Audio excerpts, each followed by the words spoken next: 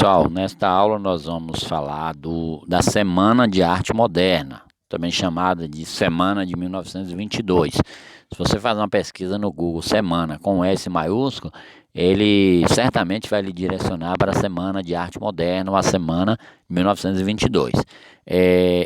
A Semana de Arte Moderna ou a Semana de 1922, a semana, também podemos falar só assim, é o marco inicial do modernismo no Brasil.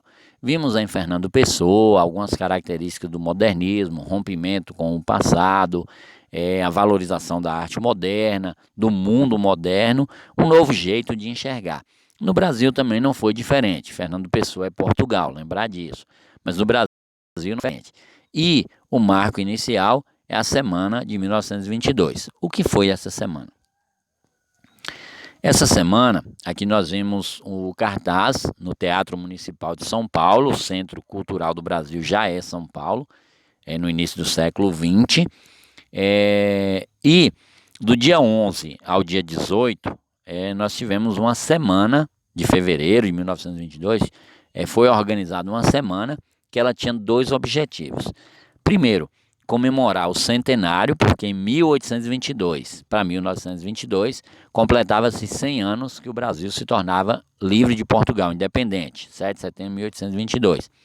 E, por outro lado, também pregar a independência artística, quer dizer, chega de estar copiando a Europa, chega de estar apenas seguindo as regras ditadas pela Europa. Era hora de fazer o modernismo no Brasil, ao estilo brasileiro. E aí nós vimos o cartaz que anuncia o Vilas Lobos, um famoso músico, maestro, compositor da época, que iria também fazer uma apresentação. Lembrar que a semana não foi apenas literatura. Às vezes a gente dá um foco na literatura, porque é a nossa área, mas a semana foram várias manifestações de arte, como música, pintura, escultura, literatura. A semana ela acontece em 1922, como nós já falamos, num período em que o Brasil estava saindo da República Velha para entrar na República Nova. Além disso, é um período de efervescência cultural, muita influência cultural. Havia acabado a Segunda Guerra Mundial, a primeira, 1914 1918, havia acabado a Primeira Guerra Mundial e havia aquela luta por um mundo mais moderno, um mundo diferente. A semana nós tivemos nomes como Anita Malfatti, Di Cavalcanti, Ferginac, nós tivemos também Tarsila do Amaral, Vicente do Rego Monteiro, Zina Aita. Tivemos também na escultura Vitor Brecheret, William Harberg e Delgardo Veloso. Na música Vila Lobos, Guiomar Novaes, Hernani Braga. Na arquitetura Antônio Moy, Jorge Prinzebel. Na literatura, Monet de Picchia, Mário de Andrade, Oswald de Andrade, Bandeira, Cassiano Ricardo, Ronald Carvalho, dentre outros. Foram os artistas de várias áreas que organizaram e realizaram a Semana de Arte Moderna. A semana ela vai ocorrer, como nós já falamos, de 11 a 18 de fevereiro, no Teatro Municipal em São Paulo. Na verdade, ela vai dividir, cada dia vai dar um foco em um olhar, pintura, escultura, poesia, literatura, música. Esse é uma imagem do dia 13 de fevereiro em que nós vamos, de forma inicial, eles eram anunciados no jornal. No dia 15 de fevereiro nós tivemos a apresentação de Guiomar Novaes na música, que vou comentar um pouquinho, depois dos escândalos dos dias anteriores, ela tocou alguma coisa clássica, tradicional, para agradar o público. Dia 17 foi o dia mais tranquilo da semana, com a apresentação de Vila Lobos, e o público reduzido. Quando as pessoas viram lá, Semana de Arte Moderna, as pessoas se interessaram por aquilo, a elite. Lembrar que a semana ela foi feita por artistas da elite para a elite, nada popular. Então nós não temos aqui uma literatura, que, como é muitas vezes na literatura, uma literatura voltada para as camadas baixas, mas uma literatura para a elite, feita pela elite. Então anunciaram, Semana de Arte Moderna, Teatro Municipal, e as pessoas lotaram no primeiro dia. Foram lá ver a arte, né? A elite paulistana, curiosos.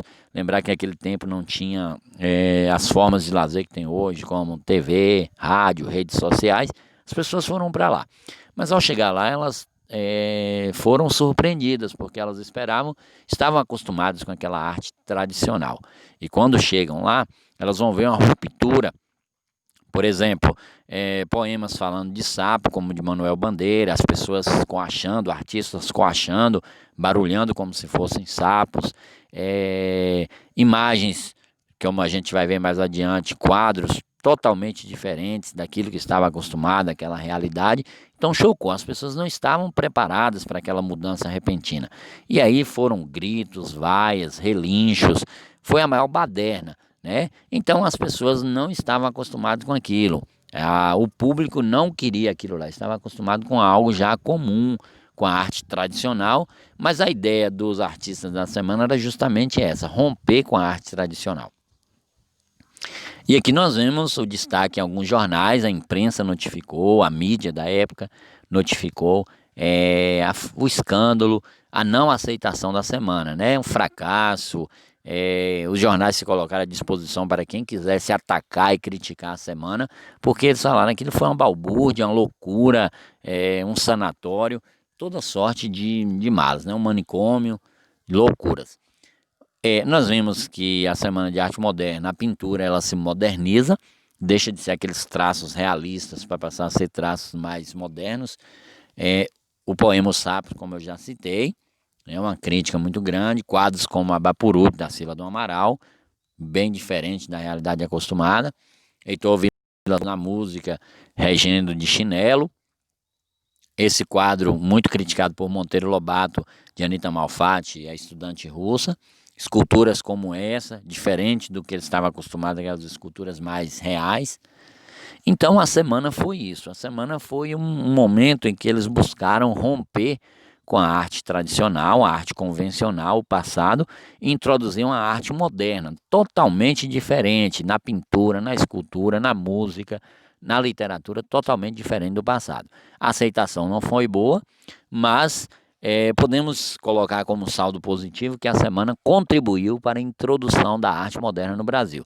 Se não houve aceitação, se houve críticas, se houve vaias, mas houve também, não podemos negar, a introdução da arte moderna no Brasil. Que fato histórico impulsiona a realização da Semana de Arte Moderna? Descobrimento, Independência do Brasil ou Inconfidência Mineira? A Independência do Brasil, o centenário, 1822 a 1922. Por qual motivo a semana foi tão criticada, ou duramente criticada? Os artistas eram desconhecidos do público, o ingresso era caro, o público não aceitou o estilo artístico idealizado. Os artistas não eram desconhecidos, o ingresso era acessível porque era para a elite, né? Caro para classes baixas, porém o público não aceitou. Eles foram na expectativa de ver algo que estavam acostumados e viram algo que rompeu com a tradição, formas diferentes, versos diferentes, música diferente, escultura diferente. Então o público não aceitou aquele estilo. A que classe social o ideal da semana se dirigia? Quem fez e para quem fez? Elite, classe média ou classes populares? Elite. A elite fez, a elite frequentou a semana, o Teatro Municipal, de 11 a 18 de fevereiro, embora não tenha aceitado, o público foi caindo a cada dia, se reduzindo. Primeiro dia lotou, os outros dias já foram diminuindo, porque eles não estavam acostumados com aquele estilo de arte. Mas é bom lembrar que, embora diferente, embora escandaloso para a época, a semana ela impulsionou o início do modernismo no Brasil.